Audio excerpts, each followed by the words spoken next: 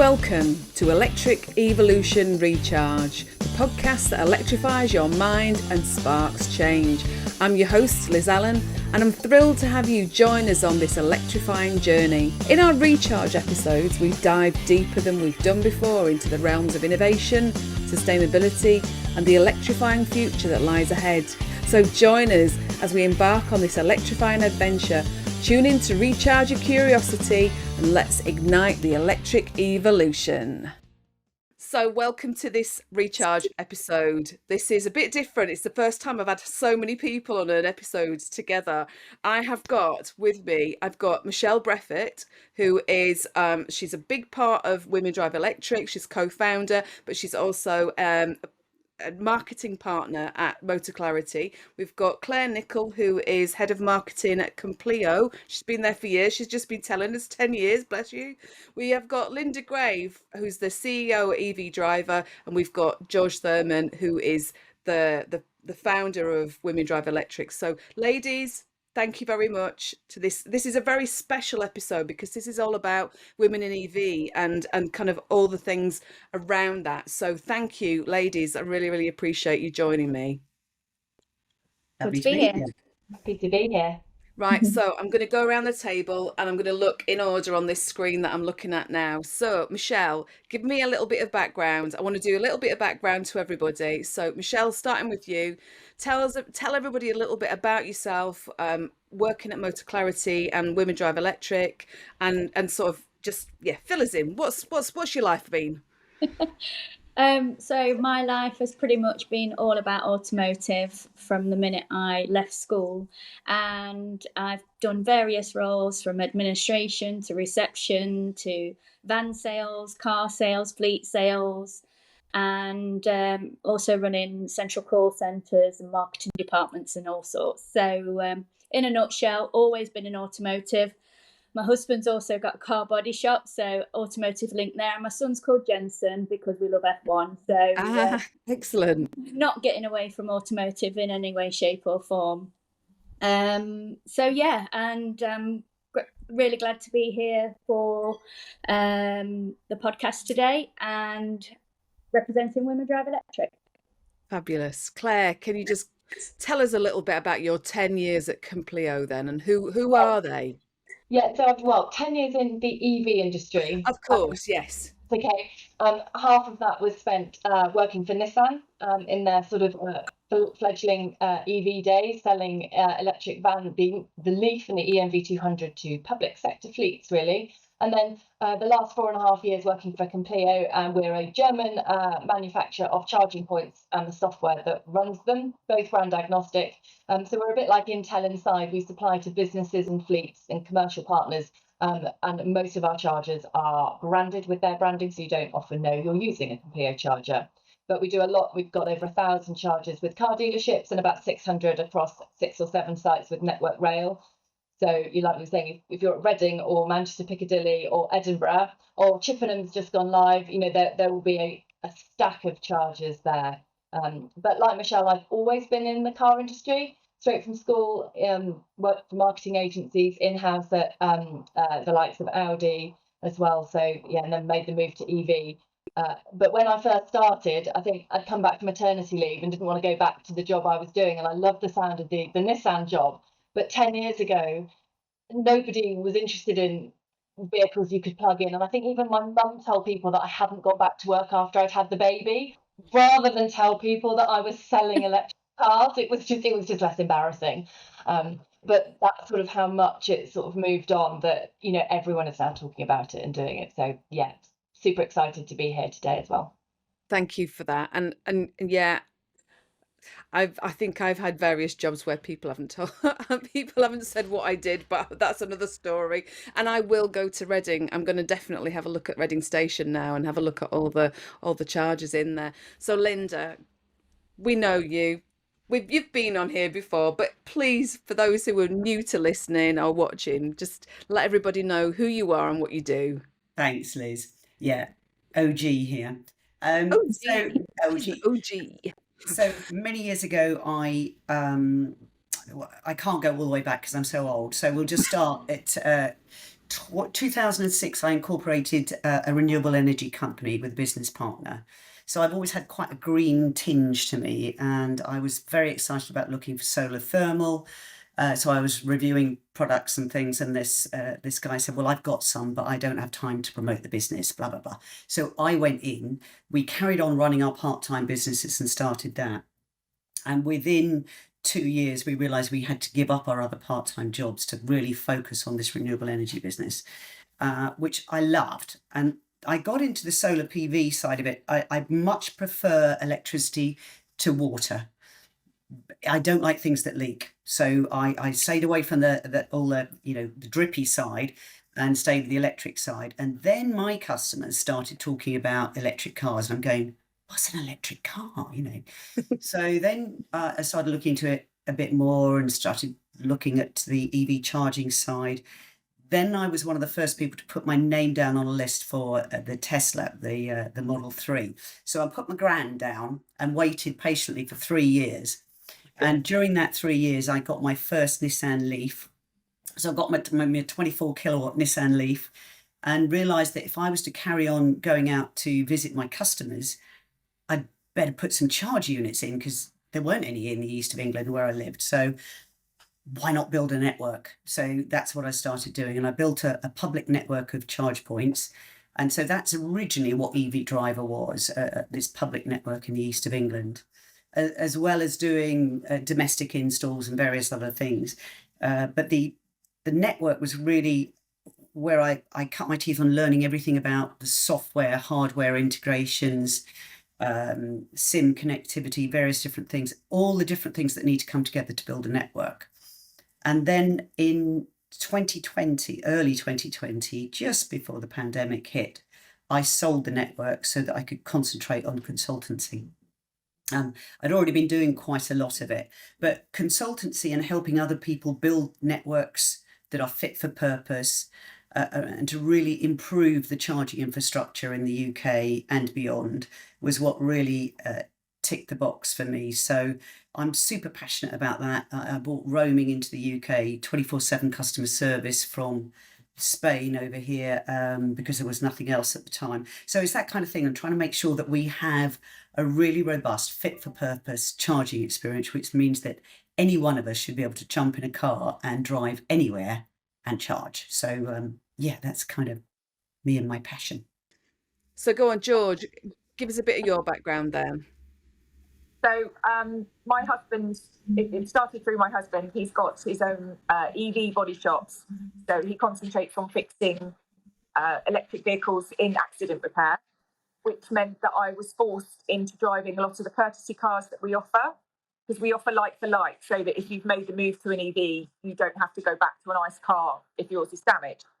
So I was forced into driving them and fell madly in love. My first one was a Model X, and I left my village at about 80 miles an hour. I took my foot off the accelerator and then did an emergency stop.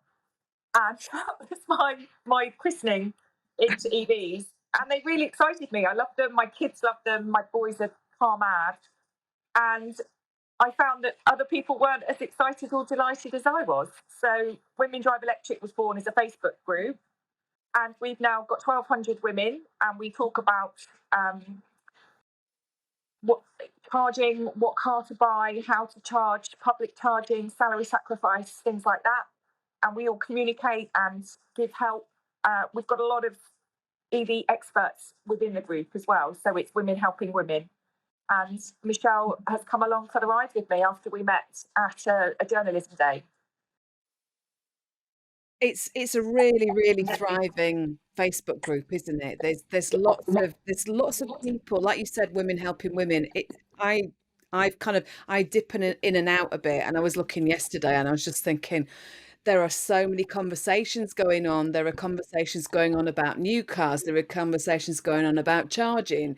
There's a lot of excitement about around various things. There was a video on there from Ewan McTurk's Tester project, wasn't there, and things like that. So there's lots and lots of information specifically tailored for women to understand about driving EVs, charging EVs, what to do about an EV, how to buy an EV, and all this kind of stuff, isn't it? So it seems to be for me, it feels like a really, really good place to be for people to women specifically to learn about electric cars. So I wanted to just, I'm going to actually start with kind of, well, I'm going to open this up. Tell me why you guys think less women drive an electric car.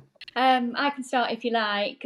Typically, women walking into a car showroom do feel an extraordinary sense of pressure, which is different to many men. Not all men, and some men feel this pressure too. Very often, because the showroom they walk into is got the usually female receptionist, but from there on, most of the people they deal with are men, and there is unfortunately an assumption for salespeople, for car dealers, and it stems back many years. Unfortunately, the industry just hasn't got the greatest of reputations, but there's some fantastic people that work in the industry, male and female, who are gladly willing to help on a one-to-one basis if people have got questions. But there is that hesitancy from women in particular, because sometimes they have had experiences where they've been asked to come back with their husband. Have they asked their husband? Can they afford the vehicle? Unfortunately, every single woman I speak to that's been into a car dealership has had that kind of experience or comment. And one in particular I remember is the CEO of a massive company, international company. She has an Aston Martin along with 3 other cars, and she was looking to change her Audi Q3, was mainly to take her dogs for a walk. And she went to an Audi dealership, and the salesperson ignored her to begin with.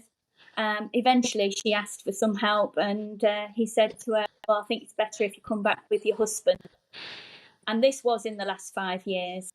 So not in 50 years ago. It's not uncommon, unfortunately. And I believe that no matter how many training videos there are or seminars, you can't change the fact that people walk up to women and treat them like that. So that needs to change. And I don't think they do it deliberately, because they don't even know they're doing it. So, Well, I actually had a woman doing that to me 6 months ago. A really, woman doing that to me, that's some saying, work. I think maybe you should come back with you. Do you want to come back with your husband? Because it's quite an expensive thing to do. And I was like, are you having a laugh? That's it. Erin. But the actual dealership itself, the way that, and this is kind of my own personal thoughts on this. I saw that the way that she was treated within that dealership, it seemed to be quite a male dominated, and little woman over in the corner kind of here, because when she brought this vehicle out for me to test drive, the head of their sales manager said, "Oh, no, you need to put that back because this one's newly registered. Bring this one out instead." And she literally, I mean, it was really difficult getting in and out of the space and stuff like that. And I just thought, I didn't give a monkeys. I don't care whether it was just registered. I just wanted to blooming test drive a car, So yeah, it was that was probably my worst experience. I was going to actually ask you, do you guys feel that there is an actual reason for dealerships to be wanting to sell electric vehicles? And this is this is a little bit of a naughty question, okay? Because of the time scale that it takes to actually manufacture an EV at the moment, and the lead time, is it in their best interest in the current climate of commission based sales? Do you feel that that's something that buying a petrol or a diesel versus an electric car, whereas you can get a petrol or diesel now, but you can't get an electric car now? How do you feel about that? Because I have very strong opinions, but it's you guys tell me what your thoughts are. I think that's a really good question, Liz, because with the advancement, especially during lockdown, people were buying cars online and having them delivered to them without even having an interaction with a human. And so I think the dealerships do struggle with EVs because, as you say, there's a long lead time. You can go online and order one yourself without walking into a dealership. Fair enough, you can't get a test drive without going there, but I've actually, there are people in our group that have bought a car online, never driven it, mainly Teslas, I think, didn't test drive it with that specific product that they didn't even drive it. And the other issue is the massive change of fleets and salary sacrifice coming on board, is that some people are being forced, lots of companies are going completely EV for their fleets. So their company cars are being changed over to EVs. And these people can't get a test drive to choose their car because the dealerships are only selling, like the whole car at that one price, that it's not attached to salary sacrifice. So it's hard for the dealerships as well. I can see their lack of interest in a way of EVs. Yeah. Because they're going to make commission. They're not going to make any money on somebody who walks in, test drives a car, and then goes and ticks a box on a salary sacrifice. So I haven't got an answer, but it's a really good question. Yeah, Claire. So Claire and Michelle, you were both set. You were put your hand up at that time. So you've both bought a car. Oh, so hang on, you've bought them and not test driven them. Yeah. I'm going to say, actually, I am Me going to too, say, yeah. I'm going to join you. What, Linda too? Well, because I put my £1,000 down for the Tesla Model 3 and course. waited 3 years for it to arrive or whatever. Yeah. So I was committed and very excited for way too long. Well, I've got to say, so you guys know we've only had our electric car a couple of months, and we risked this. To me, this was a real risk. We couldn't actually get a Hyundai Ioniq, and it's not an Ioniq 5, it's the older saloon type. We couldn't get one test driven quickly enough. So both me and my husband going, shall we just get it? And that was to me, it was a massive risk, but we did. Yeah. And we've done the same as you, actually. I'm really interested in your experiences with the dealerships and things like that, because I think, I don't know, I think I'm not sure of the stats on this, but did the majority of the people not buy a new car? I think that is the case, isn't it? They're not always new.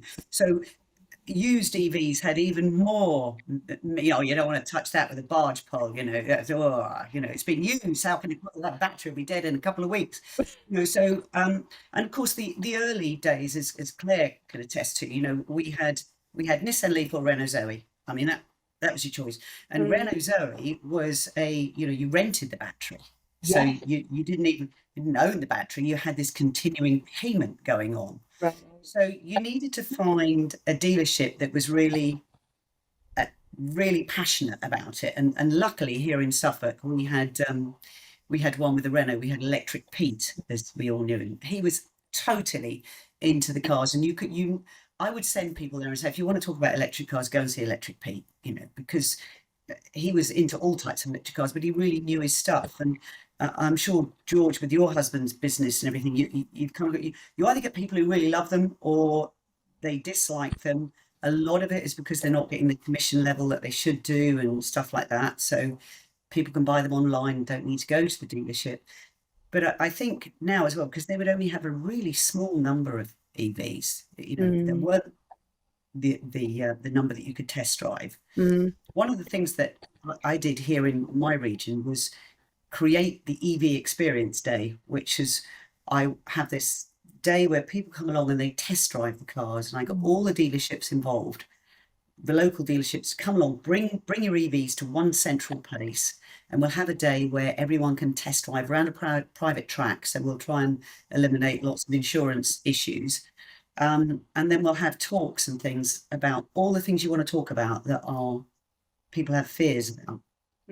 So that's now, I mean, the one I did last year was, I think, there were so many test drives. It was crazy. We had, from a Porsche Taycan down to the little smart car, going round and round the track, endless times, and just trying to get these people in one place and find out who in the dealerships is passionate about EVs, get the names of those people so I can start saying to people, okay, if you're in this location, go and see these guys, because they will really help you.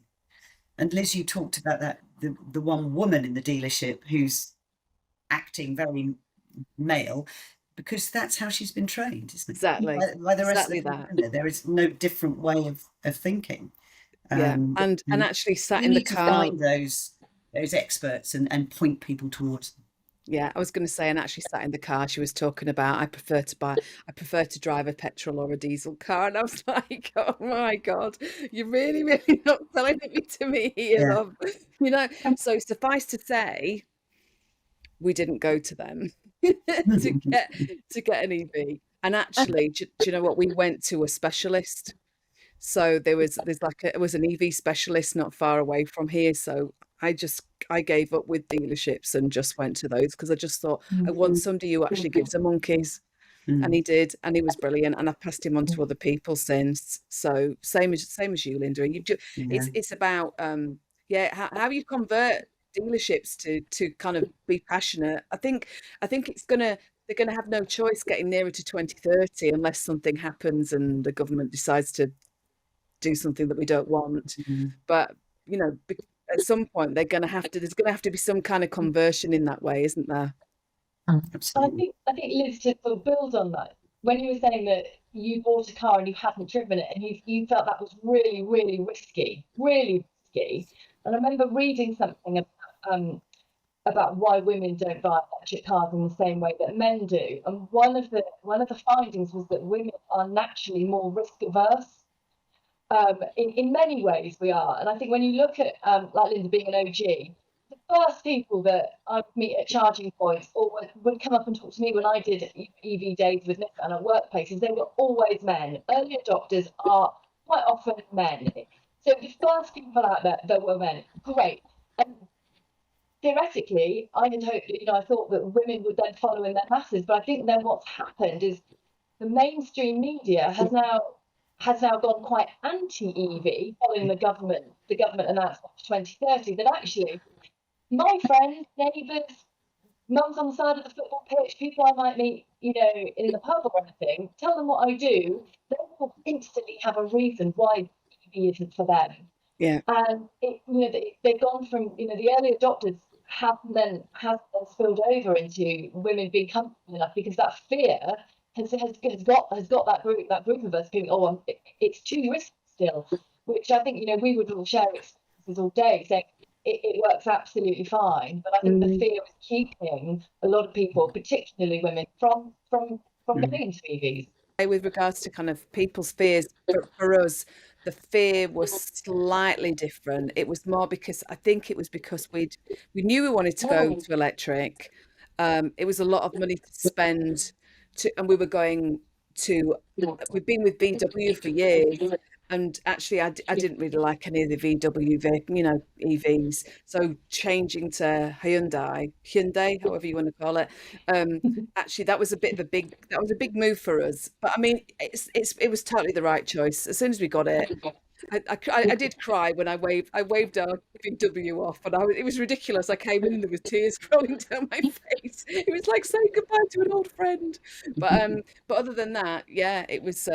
It's the best thing that we've done. Claire touched on a point there, which I think is absolutely correct. We were, from early adopter, we were going in the right direction, but the mainstream, mainly right-wing type of press, which has got lots of oil, directorships going as you leave, is totally floored us over the last year or so. It's been relentless. I think one day in the Daily Mail there were 5 different anti-EV stories. Shocking. Alone, so trying to fight that, as you say, I think now when I go out, same as you, Claire, it's more and more questions there. I thought, oh God, I thought we'd done this. Are we really back on that one? Yes, you can charge, in the rain. Yes, you can drive into a multi-story car park without it collapsing. And you're just thinking, what are you going to think of next? No, you're not going to have a whole ship that's going to explode because you've got electric cars on it and that kind of thing. And now we've got the range. You can't keep using the argument that I go to Scotland once a year. Come on. The amount of people I've met with grannies in Scotland. It was a running. They all live in Scotland. Every one of them. I would check because we've got a big trip. Is it Sea Granny in Scotland? Yes, it is. I've just driven 300 and something miles this weekend up to Durham. In fact, we went possible, Liz. You can't have. I know it's terrible. And yes, we did have to charge a couple of times because actually, compared to like a Tesla, we've got a smaller battery range, you know. So, but it wasn't a problem, particularly. There was lots of charging etiquette going on, you know. There were people running around going, "Oh, can I come on next?" and da da da da. But it wasn't a problem. It's And also, Liz, doable. as I would say to anyone, you shouldn't drive 340 miles without stopping.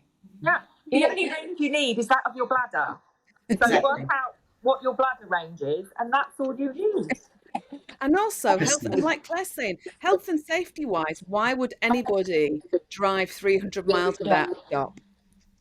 You know, I'd Totally probably agree. do. So we did about 120 miles and then stopped. And not necessarily because we needed to charge then, but actually for my peace of mind and state of health and all this kind of stuff, we chose that length of time. It worked out really, really well. Me and my son were able to sit and have a sandwich in the car whilst we're charging. Once we finished, we were up to 80% again. So, you know, we just went on our merry way. So it was absolutely fine. So all of this negativity is a real worry. And like you say, Linda, it's kind of pushed from various agendas, which I don't know, other than, I mean, so tomorrow I know that Robert Llewellyn and Quentin Wilson are kind of launching, there's a Stop Burning Stuff campaign tomorrow, isn't there, in London, that's kind of starting up. And I really, really hope that they can counter some of this anti-EV and anti-EV charging rhetoric, because how Yeah, else do we do it? I think it's great. I'm sadly not going to be there. One I thing I can't would either. question about that is whether their title tells people what it's about.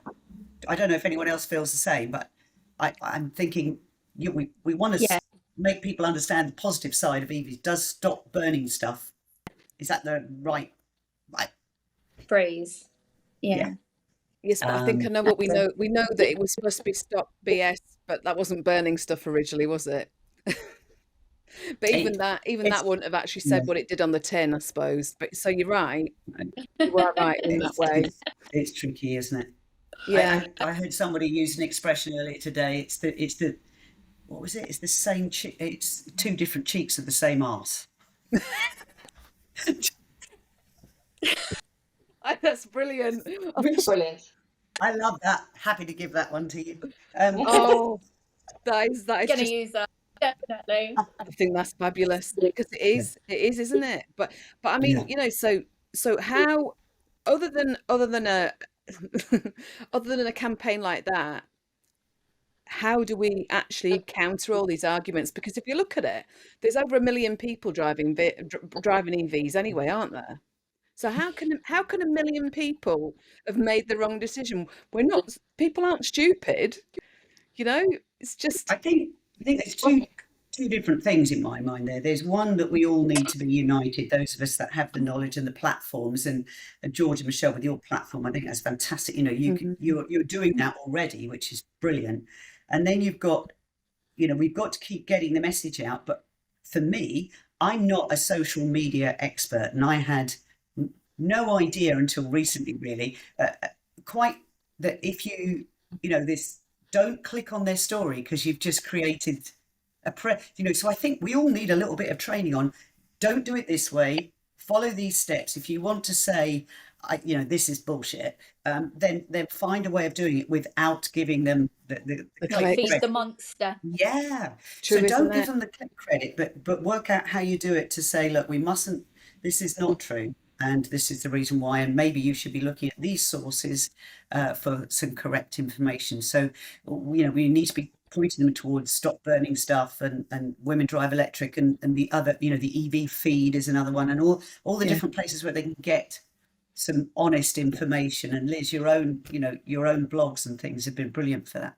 So, and I think it's, the early adopter experience, we need to make sure that people understand that we all started somewhere and we knew absolutely nothing. We had to find it out for ourselves, but we're here to help, and we'd love to do that, and I think that's that. And it's about that collaborative thinking, isn't it? And it's about us pulling together. But I mean, if so no matter where all this negative rhetoric's coming from, whether it's kind of, it doesn't really matter. It's about us kind of working together to make sure that people that we're talking to, like you were saying, Claire, you know, the ones with the grannies in Scotland, that they actually, in fact, that's maybe everybody who's got a granny in Scotland, you know, it's actually pointing them to places where that information is correct, isn't it?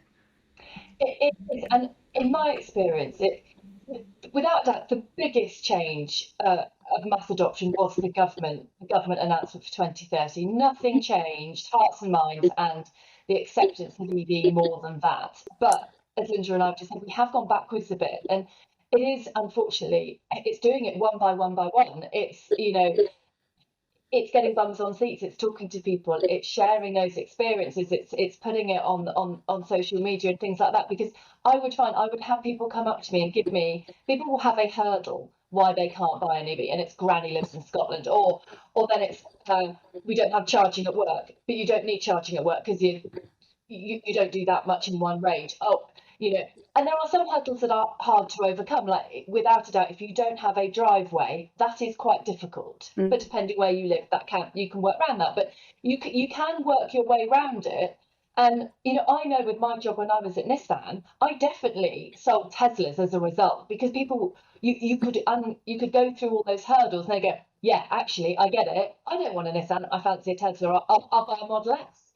And that was great, and I loved it. I loved that happened, but it does frustratingly still seem like we are having to do it one by one by one. But we'll get there. We will, we will. I think we've come a long way. We're going a bit back. It is one of those one step forwards, three steps backwards, isn't it? But we'll catch up again. As Yeah, it is just about stopping we will. those negative voices, and actually, I think it's countering that. It's getting that balance, isn't it? Rather than just sort of having all this negativity kind of gaining sort of momentum. We need to go the other way and actually, right, okay, well, the positive needs to kind of meet the negative in order for it to kind of equal off and stop all these stop these voices. But I suppose if you've got money behind the negativity, then that's not easy either, is it? You know, we know that we've got a massive fight because of who the media is and how powerful they are, and they'll print what they like. And we just have to do it in another way. EVs are popular; it's coming. We can see the sales increasing and increasing. The government, I think, and now I think it's now confirmed. I always worry about, so 2030 is not changing. Yes, I think we're agreed that that is staying. Oh, you know, that's certainly the vibe I get at the moment. It's not being changed, and it can't be, because those of you in the automotive industry know. I mean, that 10-year platform, the change, you can't suddenly. It's like turning a tanker. You can't do it. We're all heading towards this date. We need to stay with it. You're still. I mean, you can be driving a combustion engine if you want to for however long you like. It just won't be a brand new one, and that's fine. You know, we're going to have a mixed fleet for a very long time. Absolutely nobody is being forced to go into an electric car. You don't have to. You know, do what sits right with you, but don't knock them until you've tried them. You Oh know, yeah, give it a exactly. go. I totally get you. I mean, I think, go on, Michelle. sorry, I very often have these conversations with friends that are not in the car industry, and I think as women in this industry, we do have to force ourselves to talk shop away from shop, and that is where you can make strides. And I always say to people, my truth is, not EVs may not be right for everyone right now, but everyone has a right to know about them. And I think George and I are really passionate about getting the women's experiences of EVs out there, to show the reality, the real world. And yes, there may be blips along the way, but part of our ways of combating the negative press is to provide a platform where women can share their EV driving experiences, their charging experiences, the highs and the lows in the group. And you know, the next step for us is to create a website that is full of female-led content that's going to embrace and engage with female audiences, because apparently 51% of driving licenses are held by women, so there's a massive market Amazing out there stuff. for the industry to target, really. Yeah. So let's not be left behind. Absolutely. And isn't there some kind of some stats as well about the woman, you know, kind of the wife or the mother or the woman in the house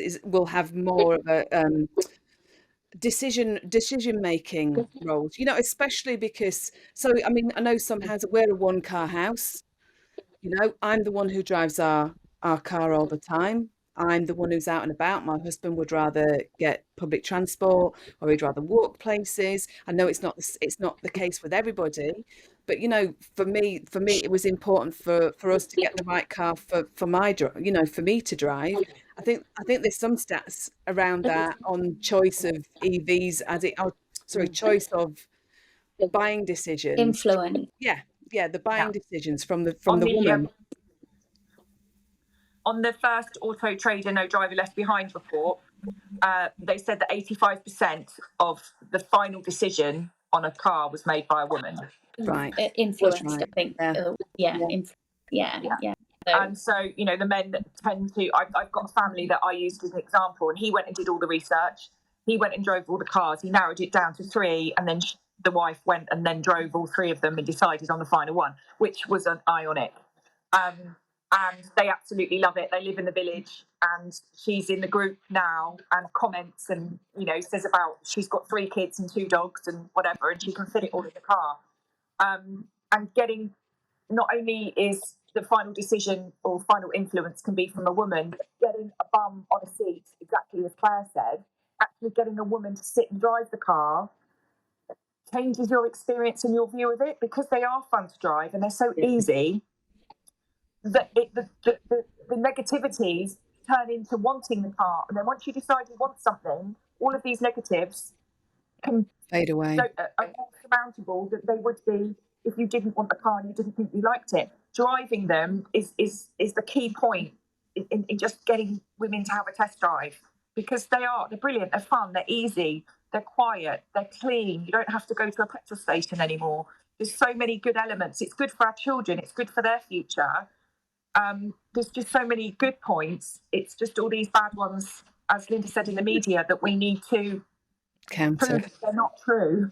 I mean, just look at it from air pollution point of view. If we talk about kids, you know, I don't know about you guys, but when my son was at primary school, there was always loads of cars waiting outside the primary school, usually with, you know, obviously one parent or both or whatever. And a lot of them were running their engines still, they were idling, you know. And I know that Sam Clark from the EV Cafe and GridServe, he's got very strong thoughts on this one about, you know, kind of making sure that these people aren't actually doing that, because that's actually affecting your child. You know, you're literally polluting the air that your child is kind of breathing, or the children locally are breathing. So there's so many important things that we need to think of about this transition. And I know it's not easy, and I know it's you know, it's going to take some time, and getting people to think about what they need to do and listen to they've got to come to a group like yours, Michelle and George, you know, and actually here's some really, really good stuff that's going on, and realize that actually a lot of the negative press isn't right.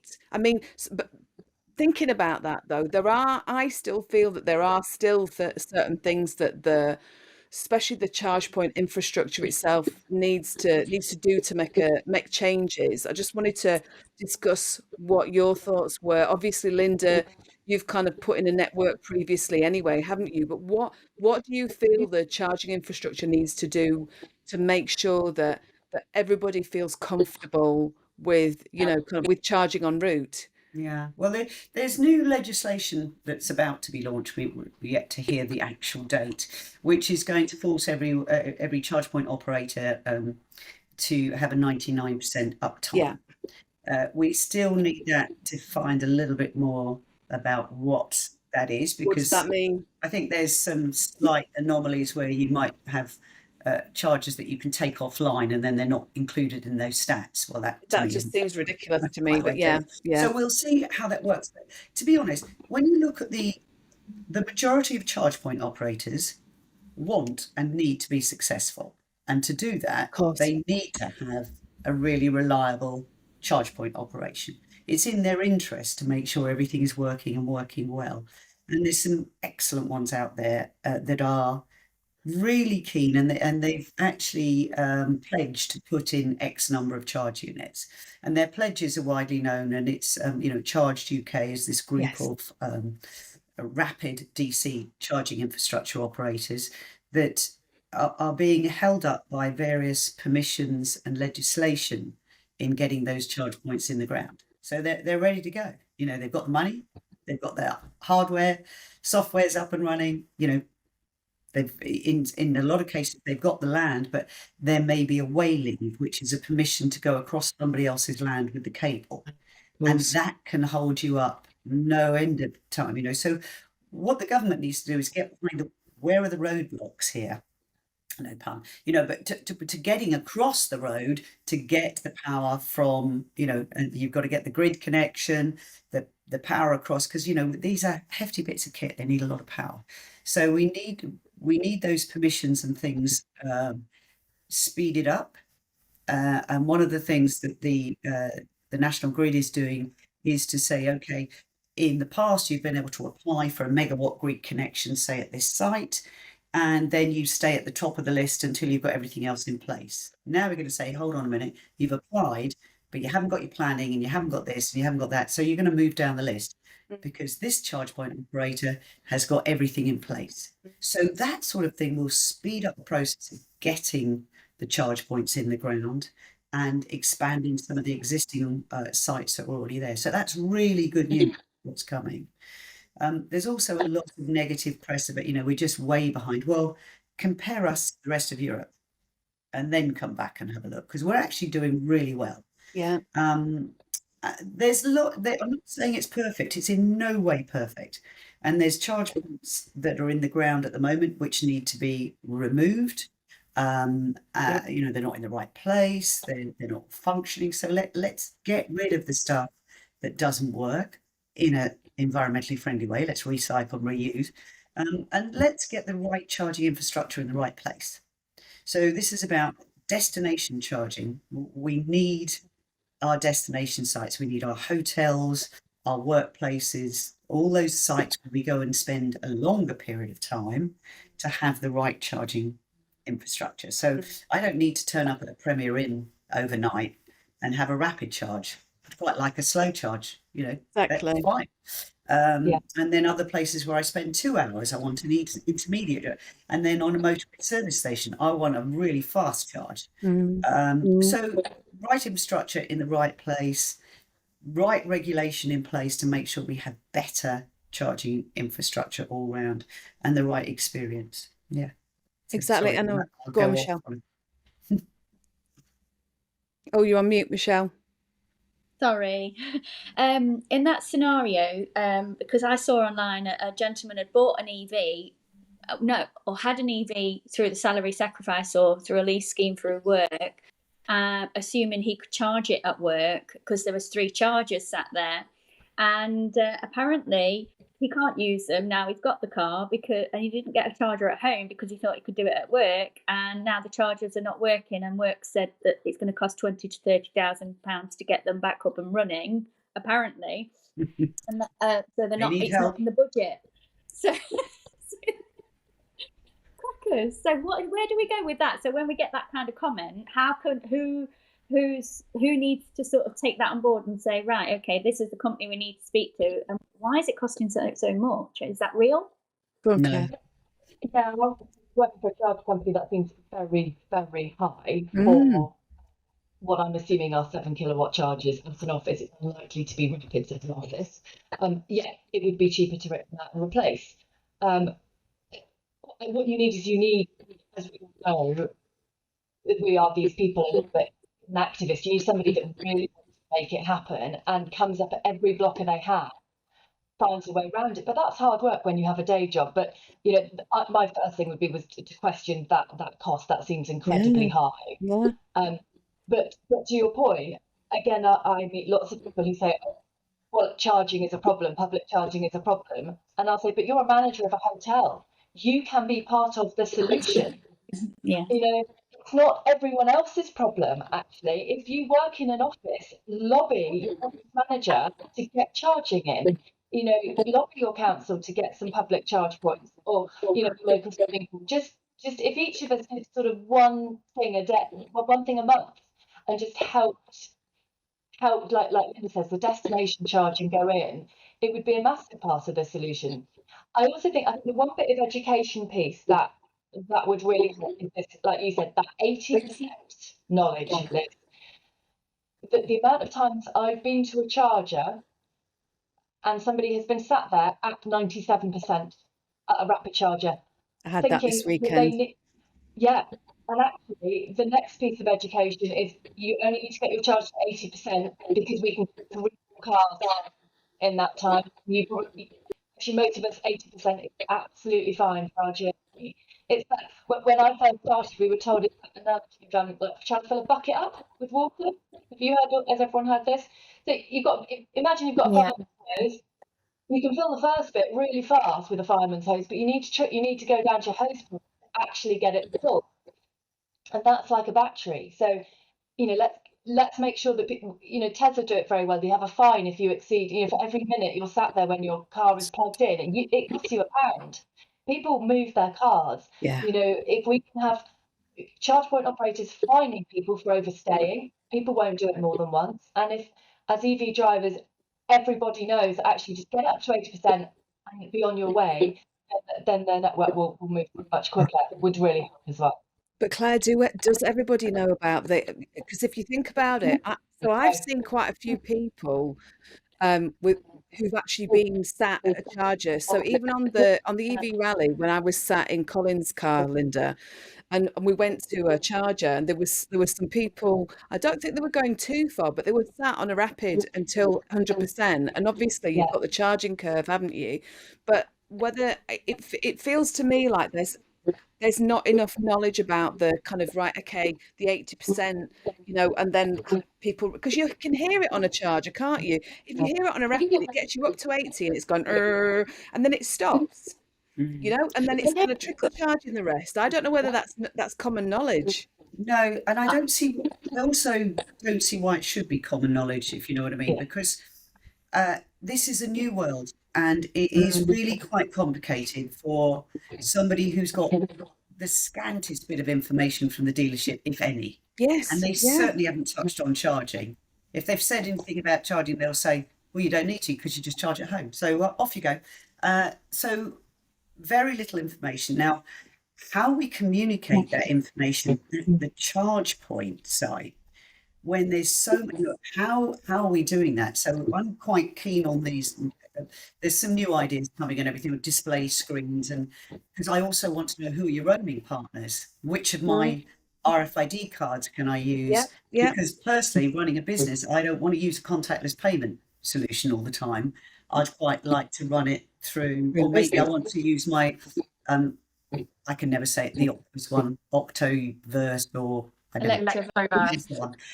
So then it can just go on my electricity bill, can't it? So if I use that one, or and I love my power card. I know I can keep everything in one place, and it's easier for me running a business to do the accounts at the end of the month. So how do I see all those roaming partners, and how do I get the information? How is it going to be cheapest? Which is the best offer today for me to charge? Am I best to go contactless, use the power card, and should I only be charging to 80%? We need to somehow convey all that information really quickly to somebody who's got out the car and plugging in. So it is a lot of information to get across, and we need to find a way of communicating it. Maybe we should do a bumper sticker. I charge to 80, or the 80% club. And then people will know. Do you know what my one big fear about this 80% is? That if we mention it, mainstream press will say, well, they charge, the battery, they say 100%, but you can't charge to 100%. You can only charge to 80. So it's not really what it is. So I think how we convey that information, we're going to have to be really careful, because there's so much negativity out there being picked up. Yeah. It does My worry me. experiences have been a bit different as well, because I was on an Instavolt and the charge rate didn't drop at all. So I carried on going because it was exactly the same as was pre 80%. And I talked to John Clark about this. Yeah. So Sam, I didn't know whether it was, I'm no chemistry or no. battery specialist, but I think we've in also my got to remember that, you know, this 80% is really about when all the chargers are full in a rapid charging station. 100% is something you would do at home overnight or at the hotel overnight because you've got a long journey to continue. For the battery health, you know, even, you know, on the Tesla screen, it's telling you don't charge to 80% all the time. You know, try and charge just to your daily limit or whatever to preserve the health of the battery. Yeah. And we should be doing that with our mobile phones too. I mean, what we need is a bit of battery knowledge, as you say. It would do us good all round. It would preserve a lot of our products. I think actually what I'd like to say for any, specifically women, I know there's going to be a lot of women and men listening to this, but specifically women, join Women Drive Electric on Facebook. Seriously, it is a really, really good community. If you're on Facebook anyway, contact Michelle or George. So George's surname is Thurman. I will add all the links into the show notes to this. We've got Michelle Breffitt, George Thurman, both on there. There's actually lots and lots of kind of group experts. I'm supposed to be on as an expert, but I haven't worked out what that expertise is yet. It's really chatting, good chatting expertise.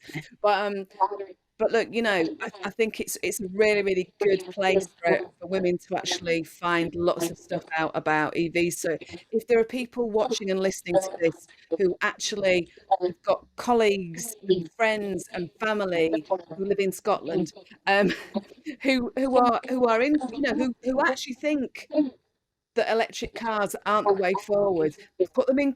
If it's women, put them in contact, get them to join this group and just to see what's happening. Because as we've said, don't diss anything until you've actually driven one in the first place, because actually it'll totally change your mind.